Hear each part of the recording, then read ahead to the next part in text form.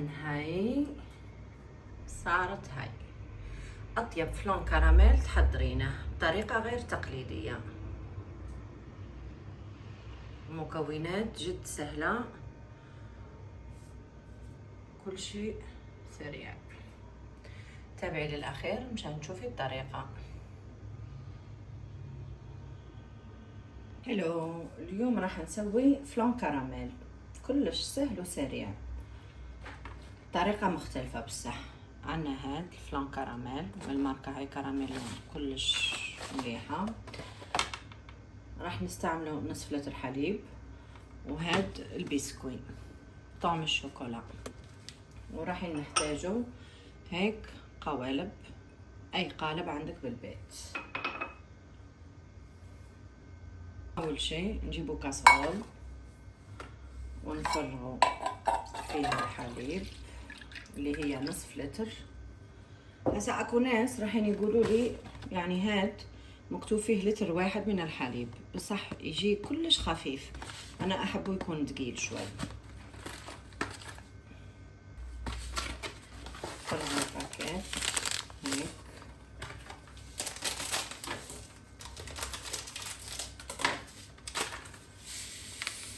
ونفرغه في الحليب.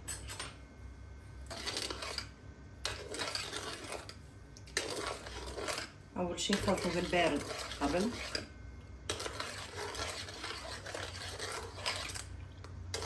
وبعدين نحطوه على النار حتى يغلي الحليب.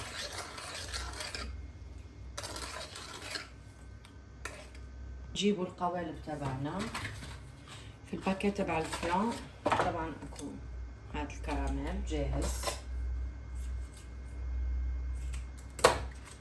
ونفرغه هيك فرغي، بدي فرغي هيك عادي. فرغي كمان هيك، نكونوا فرغنا فيهم كلهم. شوفوا بعد ما غلى الحليب طفينا عليه. هسا انا بصراحة احطه في ابريق هيك، احطه في ابريق مشان يجيني الصبان سهل. ونصبه، مو تصبين للاخير، اوكي، مشان يجي دور البسكويت.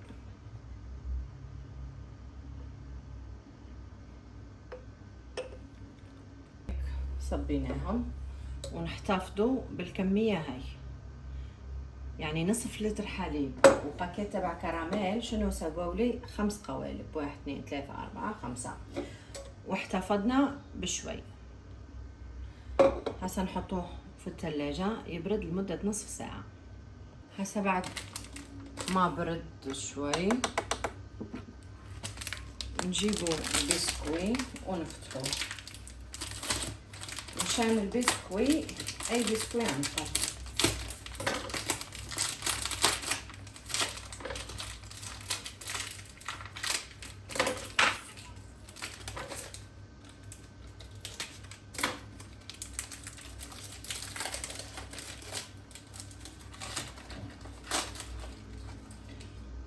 هيك هذا مدور، نجبده هيك ونحطه هيك.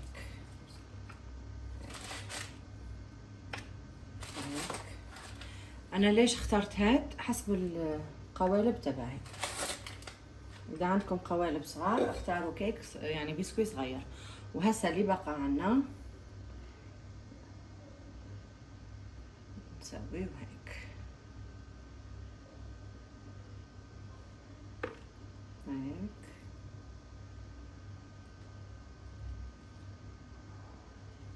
نفرغ الباقي.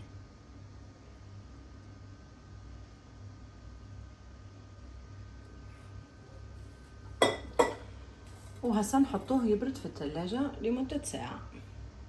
شوفوا بعد ما برد هيك شنو تسوي؟ نجيبوا صحونة اللي راح نقلبه. نسوي هيك هيك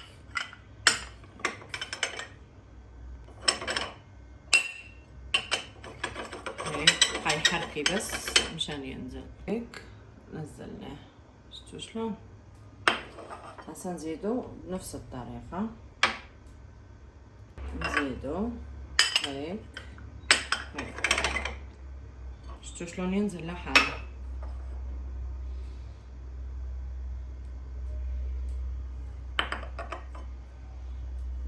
هاي هي النتيجة. شفتوا شلون؟ شوفوا شلون يتحرك،